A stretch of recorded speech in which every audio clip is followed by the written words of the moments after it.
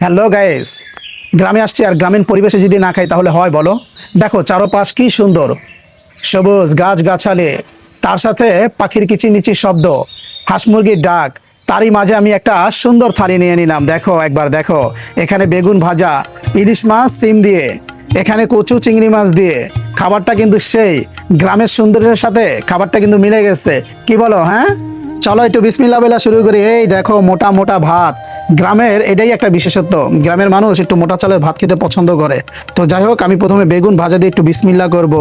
এই যে বেগুন ভাজা, গাছের বেগুন গায়েস, ওফ, বিসমিল্লাহ ওয়ালা বারাকাতিল্লাহ।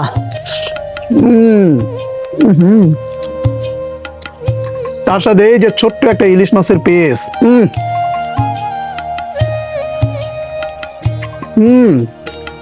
ছোট হলে কি হবে, খেতে কিন্তু দুর্দান্ত, দারুণ স্বাদ, আলহামদুলিল্লাহ। এখন সিম আর আলু নিয়ে নেব একটু। হুম হুম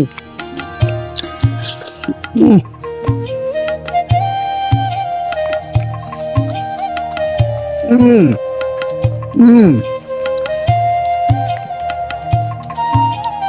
সেই ভাই সেই, প্রকৃতির সাথে খাবারটা একদম মিলে গেছে, কিন্তু দুর্দান্ত হয়েছে।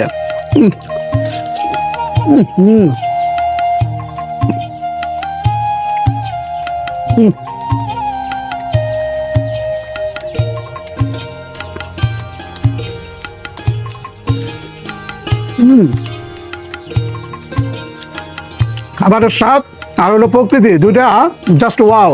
তো আলহামদুলিল্লাহ, আমি হারুন, দেখা হবে নেক্সট কোনো ভিডিওতে। ততক্ষণে ভালো থাকবেন, সুস্থ থাকবেন, আল্লাহ হাফেজ।